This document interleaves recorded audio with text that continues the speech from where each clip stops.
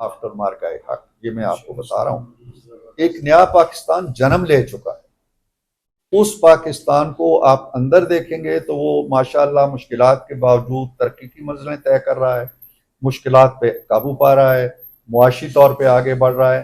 اور باہر دیکھیں تو اس نے جس طرح فوجی میدان کے اندر اپنے دشمن کو، بہت بڑے دشمن کو شکست دی ہے، اسی طرح اس نے سفارتی میدان کے اندر، بین الاقوامی میدان کے اندر بھی اپنے دشمن کو بالکل پسپا کر کے رکھ دیا ہے۔ آج پاکستان چھوٹا ہونے کے باوجود دنیا بھر کے ممالک میں، جو بڑے بڑے ممالک ہیں، بڑی بڑی طاقتیں ہیں، وہاں پورے قد کے ساتھ کھڑا ہے، اور بھارت ہم سے بہت بڑا ہونے کے باوجود ایک چھوٹا سا بونا بن کے رہ گیا۔ یہ آپ کی سفارتی کامیابی، اور یہ فوج کو یقیناً خراج تحسین پیش کیا جانا چاہیے، جس نے بہت کم وقت کے اندر، یہ 38 منٹس کا ہمارا مارکا تھا، 38 منٹ میں ہم نے دشمن کو وہ سبق دے دیا کہ جو شاید وہ آنے والی صدیوں تک یاد رکھے گا۔ It took us just 38 minutes.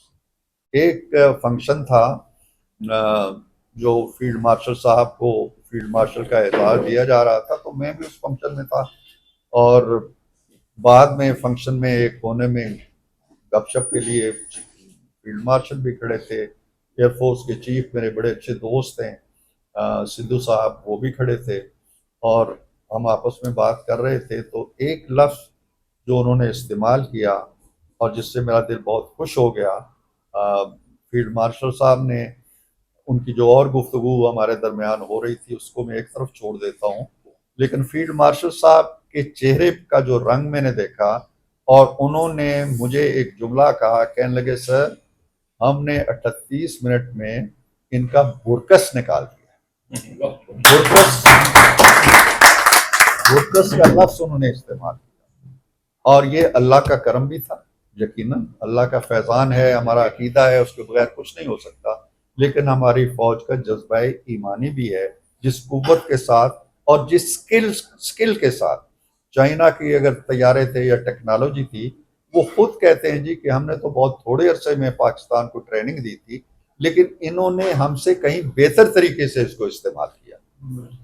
اور میں سمجھتا ہوں کہ ہمیں آپ سب کے لیے وہ پاکستان جو جنم لے چکا ہے وہ قابل افتخار ہے۔ اب اس پاکستان کو ہماری کوشش یہ ہونی چاہیے، ہماری سیاست اپنی جگہ، پیپلز پارٹی کی سیاست ہے، پی ایم ایل این کی سیاست ہے، یہاں مجھے ملے ہیں وحدت المسلمین کی سیاست ہے، یا پی ٹی آئی کی سیاست ہے، یہ سیاستیں چلتی رہیں گی، یہ چلتی رہیں گی۔ ان سب کا مرکز، ان سب کا محور یہ ہونا چاہیے کہ پاکستان ہے تو ہماری سیاست بھی ہے۔ خدا نخواستہ پاکستان کو زخم پہنچتی ہے، پاکستان کو تکلیف پہنچتی ہے، پاکستان کمزور ہوتا ہے، پاکستان رسوا ہوتا ہے دنیا میں، تو وہ ہم سب کی رسوائی۔ جس دن آپ نے ایٹمی دھماکے کیے تھے اس دن بھی پاکستان کی یہی کیفیت تھی، اور عالم اسلام کے اندر لوگوں نے محسوس کیا تھا، خوشی محسوس کی تھی۔ ہم نے لوگوں کو خوشی کے پیغامات ہمیں ملے، اتنے پیغامات ملے جن کا تصور بھی نہیں کیا جا سکتا۔ تو میں یہ سمجھتا ہوں کہ پاکستان کو اللہ نے جو اعزاز دیا ہے، اور اللہ نے جس ہمیں ایک کلغی ہمارے سر پہ لگائی ہے فتح کی اور کامرانی کی، اور اس کو ہمیں ڈھالنا ہے اب معاشی استحکام کے اندر، تاکہ ہم دنیا کے سامنے ہاتھ پھیلانے کی جو رسوائی ہے اس سے بھی ہمیشہ کے لیے محفوظ ہوں۔ جس طرح ہم عسکری طور پہ ہم سمجھتے ہیں کہ جی ہم اپنے بڑے دشمن کا مقابلہ کرنے کی صلاحیت ہم نے اختیار کر لی ہے، اسی طرح ہمیں اپنی اکانومی کو، اپنی جو معیشت ہے اس کو مضبوط کرنے کے لیے آپ سب لوگوں کو مل کے اس کے لیے کام کرنا ہوگا۔ آپ کا کنٹریبیوشن ہے۔ میری آپ سے یہ بھی درخواست ہوگی کہ وہاں آج کل سیلاب ہیں، اس طرح کی جو افتاد آتی ہے، زلزلہ آیا تھا 2005 میں غالباً، اس وقت بھی آپ لوگوں نے بڑا کام کیا تھا، اب بھی آپ کے عزیز و اقارب وہاں ہیں، کئی مشکلات میں بھی ہوں گے، اللہ تعالیٰ ان کی مشکلات کا ازالہ کرے اور پاکستان کو اس افتاد سے بچائے۔ تو آپ بھی کوئی میکنزم اپنی سوسائٹی کے حوالے سے یا جو آپ کی تنظیم ہے اس کے حوالے سے ضرور کیجئے، اور اس کے ساتھ ساتھ کوشش کیجئے کہ جو آپ کی سکلز ہیں، جو آپ یہاں ہنر سیکھ رہے ہیں، جو آپ یہاں تربیت حاصل کر رہے ہیں، جو آپ معیشت کے حوالے سے آپ کے نوجوان بچے جو معلومات حاصل کر رہے ہیں، جو مہارتیں حاصل کر رہے ہیں، اپنے سرمایے سے ان بچوں کی مدد سے آپ پاکستان کے اندر بھی شعبہ زندگی تلاش کیجئے جہاں آپ سرمایہ کاری کر سکیں، اور جہاں آپ پاکستان کی معیشت کے اندر ڈالر بھیجنے کے علاوہ یا پاؤنڈ بھیجنے کے علاوہ یا فارن کرنسی بھیجنے کے علاوہ عملی طور پر بھی وہاں کی معیشت کی استواری میں، معیشت کی تعمیر میں، معیشت کو بڑھانے میں ایک کردار ادا کرتے ہیں۔ پاکستان میں بڑا فرینڈلی ماحول اب ہو چکا ہے، ون ونڈو آپریشن ہے۔ آپ نے کوئی اگر انڈسٹری لگانی ہے تو آپ یہ نہیں ہے کہ ایک جگہ گئے، پھر دوسری گئے، پھر چوتھی گئے، پھر پانچویں گئے، فیسیلیٹیشن سینٹرز بن گئے ہیں۔ تو کوشش کیجئے کہ ان معاملات پر بھی غور کیجئے۔ پاکستان کو اندرون ملک بھی امن کی ضرورت ہے۔ امن کے بغیر استحکام نہیں آتا، امن کے بغیر غیر یقینی کیفیات جو ہیں وہ ختم نہیں ہوتی، دھڑکا سا لگا رہتا ہے کہ نہ جانے کل کیا ہو جائے گا۔ اور ہماری ہسٹری ایسی ہے پاکستان کی کہ ہمیں کبھی یقین اور اعتماد کے ساتھ یہ پتہ نہیں ہوتا کہ کل کیا ہونے والا ہے۔ ہم اسی دھڑکے میں الجھے رہتے ہیں کہ پتہ نہیں جی کیا ہو جائے گا، کوئی خبر آ جاتی ہے یہ ہونے والا ہے، کوئی خبر آ جاتی ہے یہ ہونے والا ہے، بے یقینی کی ایک کیفیت رہتی ہے۔ میرا خیال یہ ہے کہ اب ہم شعوری طور پہ، پاکستان کی حکومت شعوری طور پہ کوشش کر رہی ہے کہ اس کیفیت سے نکلے۔ ہم چاہتے ہیں کہ اب پاکستان، سندھو صاحب کو جگہ دیں، آپ سندھو صاحب تشریف لائیں۔ ادھر آئے۔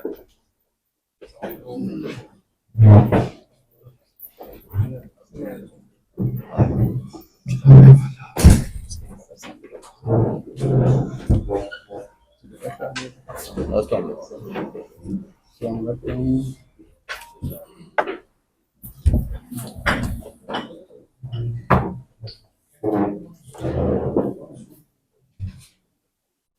تو میں یہ عرض کر رہا تھا کہ اندرون ملک بھی بڑی ضرورت ہے اس بات کی کہ ہر اعتبار سے استحکام ہو، امن ہو، سکون ہو، بے یقینی ختم ہو، افراتفری ختم ہو، ہم یکسو ہو کر پوری توجہ تعمیر و ترقی پہ مرکوز کر سکیں۔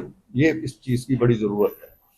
لیکن ہمارے ہاں یہ ایک مرض ہے کہ جب کوئی سیاسی مفادات آتے ہیں بیچ میں تو ہم جو قومی مفادات ہیں ان کو بھول جاتے ہیں۔ قومی مفادات کو اگر نقصان پہنچ رہا ہے لیکن میری سیاست اگر چمک رہی ہے تو ہم بعض اوقات سیاست کو ترجیح دیتے ہیں اور قومی مفاد کو پیچھے چھوڑ دیتے ہیں۔ یہ بڑا مشکل مرحلہ ہوتا ہے اگرچہ دونوں چیزوں میں سے کسی ایک کا انتخاب کرنا، لیکن حب الوطنی کا تقاضا یہی ہوتا ہے کہ چاہے مجھ پہ ضرب آ جائے، چاہے میرے کاروبار پہ ضرب آ جائے، چاہے میری سیاست ختم ہو جائے، چاہے میری جو نیشنل اسمبلی کے اندر یا سینٹ کے اندر نمائندگی ہے وہ ختم ہو جائے، چاہے عوام کے اندر میری مقبولیت ختم ہو جائے، لیکن میں قومی مفاد کو نقصان نہیں پہنچانے دوں گا۔ یہ سوچ ہے جس کی آبیاری ہم کو کرنی ہے۔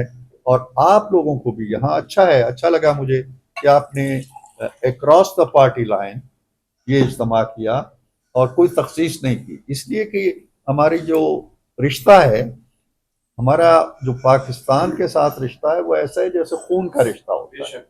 تو خون کے اس رشتے کو سیاست کے رشتے سے بالا تر رہنا چاہیے، اور سیاست کے رشتے کو خونی رشتے کے اندر ضم ہو جانا چاہیے۔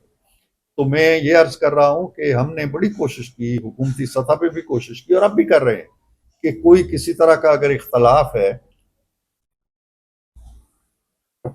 اور سیاسی جماعتوں کے اندر ہوتے رہتے ہیں، ماضی میں آپ کو پتہ ہے یہاں پیپلز پارٹی کے بھی نمائندے بیٹھے ہوئے ہیں، پی ایم ایل این کے بھی بیٹھے ہوئے ہیں۔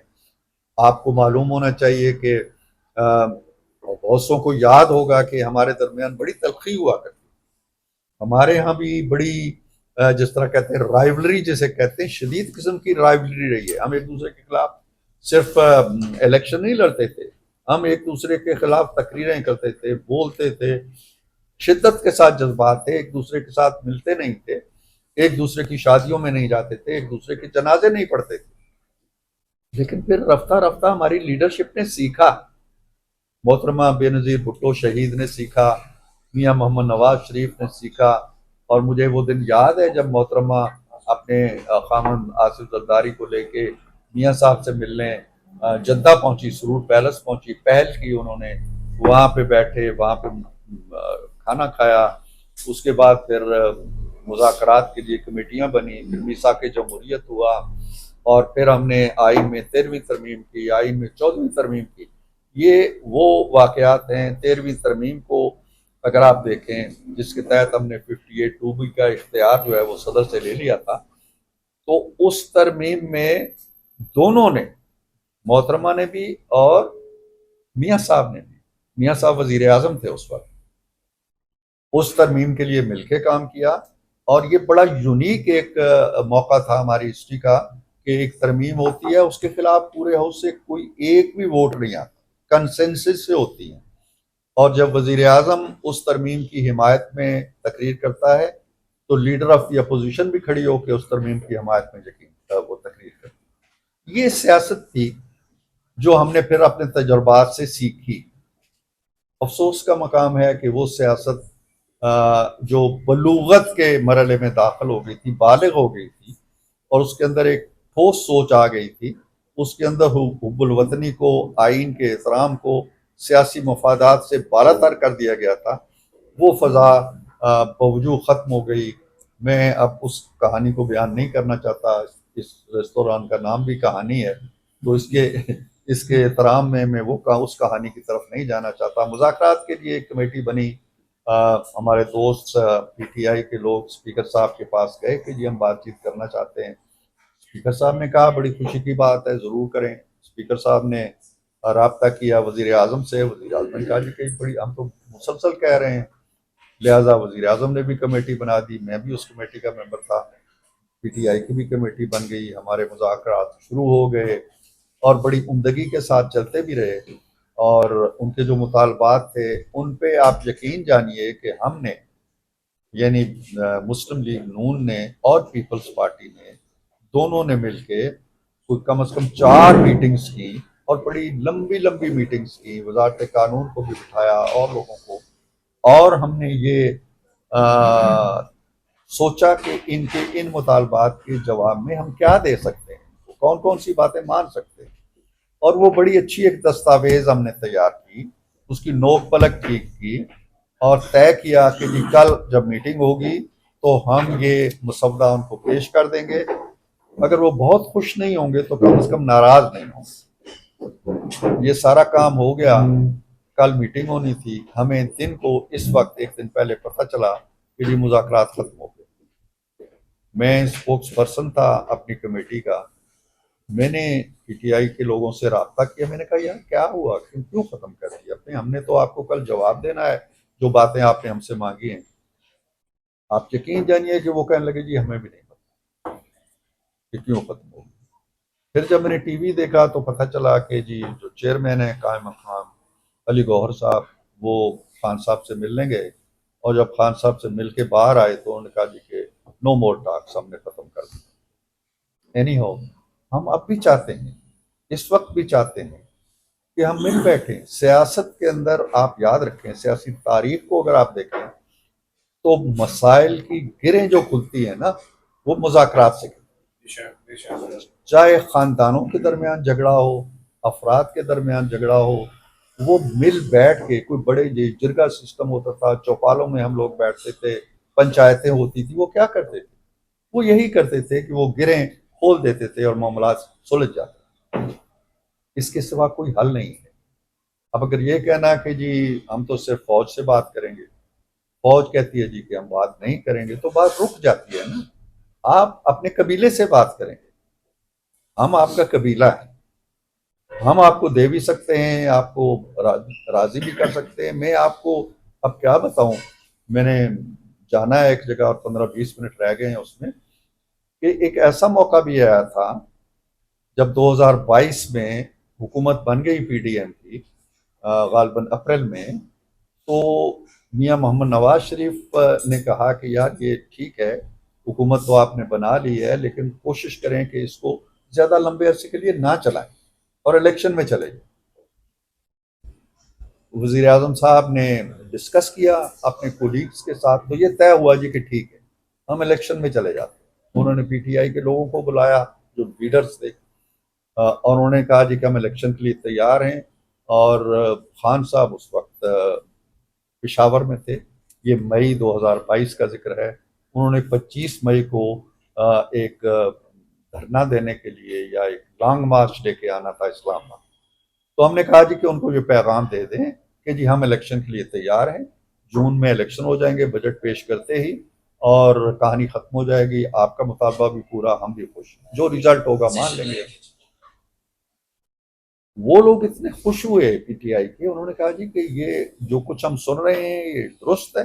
ہم نے کہا جی بالکل درست ہے، آپ جا کے پیغام دیں۔ پھر ہم نے الوی صاحب سے رابطہ کیا، ہم نے الوی صاحب سے بھی کہا جی کہ یہ پیغام خان صاحب کو دے دیں۔ ہم نے باجوہ صاحب سے رابطہ کیا، باجوہ صاحب سے بھی کہا مئی 22 میں کہ آپ خان صاحب کو پیغام دیں۔ انہوں نے دے دیا خان صاحب کو پیغام، اور کہا جی کہ حکومت راضی ہو گئی ہے۔ آپ یقین جانیے کہ شہباز شریف صاحب کی الوداعی تقریر بھی لکھ لی گئی جو انہوں نے پی ٹی وی پہ کرنی تھی کہ ہم حکومت ختم کر رہے ہیں اور الیکشن ہونے جا رہے ہیں۔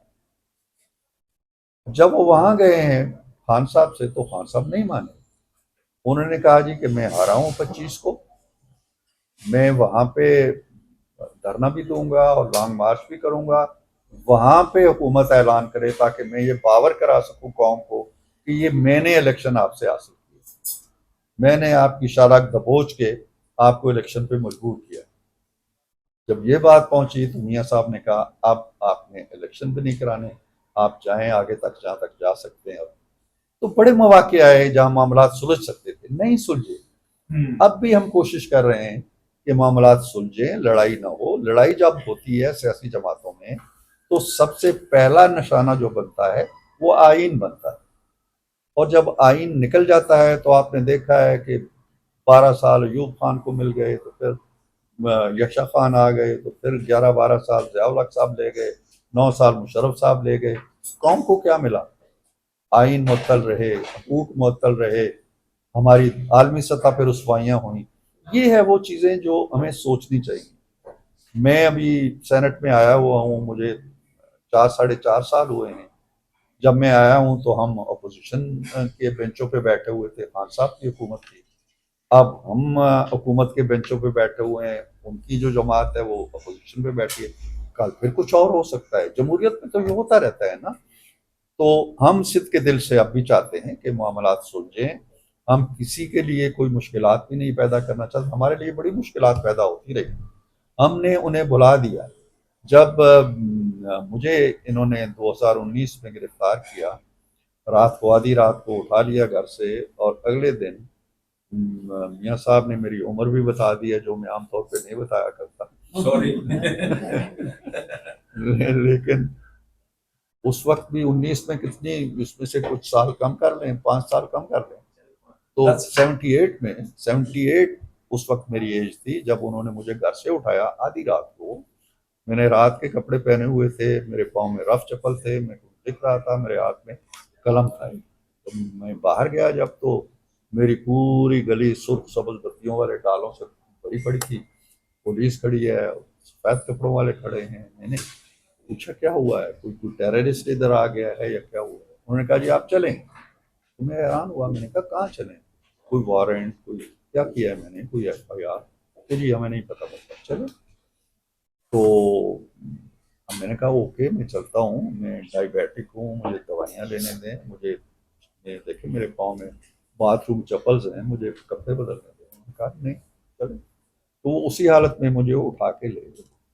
میری بیوی باہر نکلی، میری بیٹی باہر نکلی، ان کو دھکے پڑے، کوئی زخمی ہوئی، کچھ ہوا، لمبی کہانی۔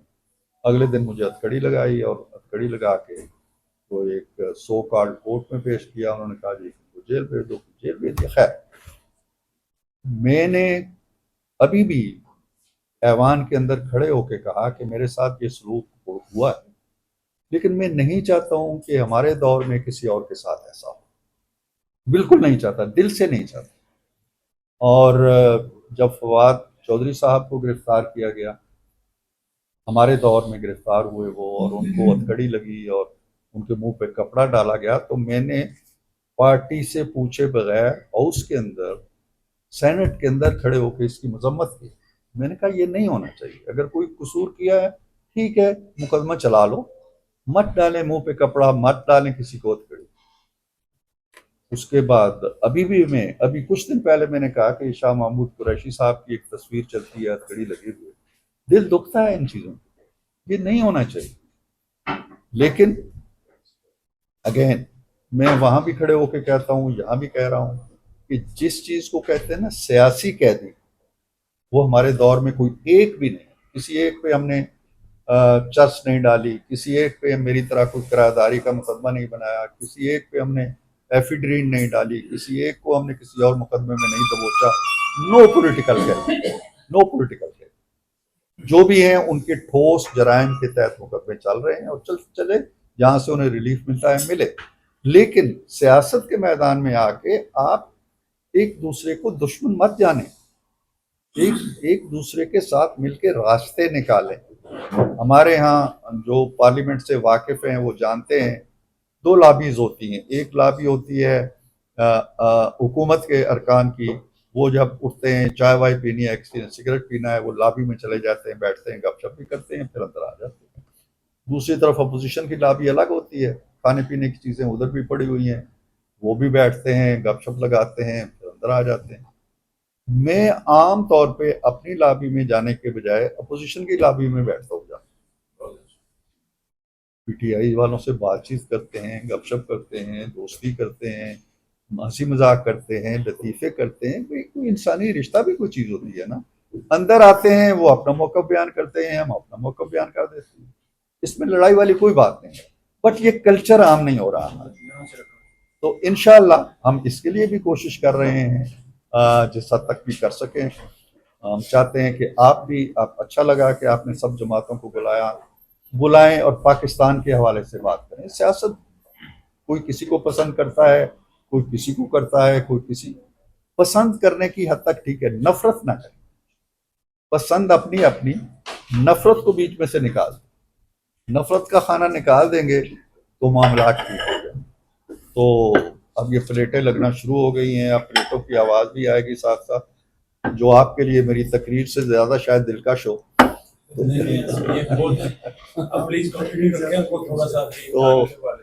बाकी जी जी जी, तो मार्का हक पे मैंने बात की है, और मैं हमेशा से सियासी तौर पे जो मैंने नाम भी लिए हैं कुछ किरदारों के, मार्शल लॉ के, ठीक है, हमें उससे इख्तलाफ है और अब भी है और आइंदा भी रहेगा।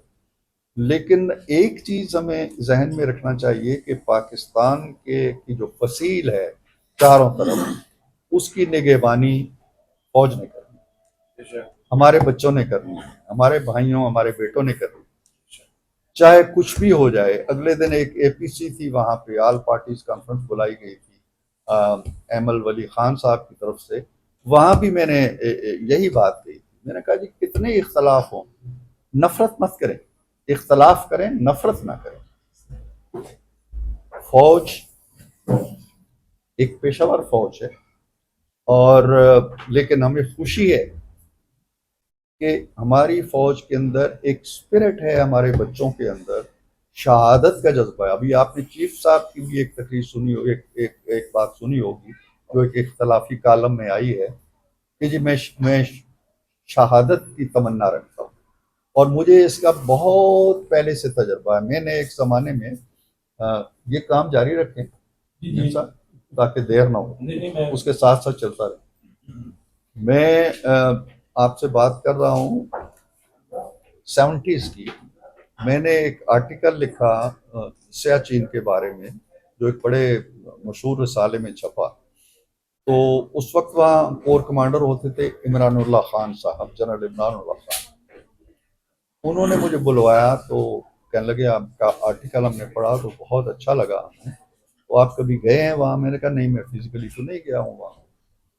तो कहने लगे मैं आपके दौरे का इंतज़ाम करूं। मैंने कहा ज़रूर करें। उन्होंने एक कर्नल अशफाक बड़े मशहूर आपके लिखारी हैं, जिन्होंने बहुत सी किताबें भी लिखी हैं, उनको मेरे साथ ड्यूटी ऑफिसर के तौर पे लगाया, हेलीकॉप्टर अरेंजमेंट किया, तो मैं 2 दिन के लिए वहाँ चला गया। वहाँ पे ब्रिगेडियर यासूब होते थे, मैं उनसे मिला जो वहाँ के कमांडर थे सियाचिन के। तो मेरे होते हुए मैं उनके साथ बैठा चाय पी रहा था, तो उनका डीसी या जो भी ऑफिसर होगा वो आया और उसने कहा जी कि वो कैप्टन साहब फिर आए हुए। वो गुस्से में हुए, कहने लगे कि यार ये रोज आ जाता है कुछ सिफारिश लेके, क्या कहता है ये। उन्होंने बुलवा लिया उसको। ये यासूब साहब ने के सामने ये वाक़या होता है। तो वो जब आया तो उन्होंने कहा भाई क्या बात है यंग मैन, क्या चाहते हो तुम, रोज आ जाते हो। उसने कहा जी कि मैंने भी सोचा कि शायद ये यहाँ सियाचिन में कोई यंग ऑफिसर काम कर रहा होगा, घर जाना चाहता हो और वापस कोई किसी अच्छे स्टेशन पे जाना चाहता होगा, तंग आ गया होगा, क्योंकि वहां तो हर रोज जंग जंग जंग इस तरह के मौसम के साथ जंग होती रहती है, हर रोज दुश्मन के साथ हो या ना हो। तो वो लड़का आया यंग, उसने सल्यूट किया और बड़ा स्मार्ट सा बच्चा, और रोने लगा। उन्होंने कहा क्या बात है। तो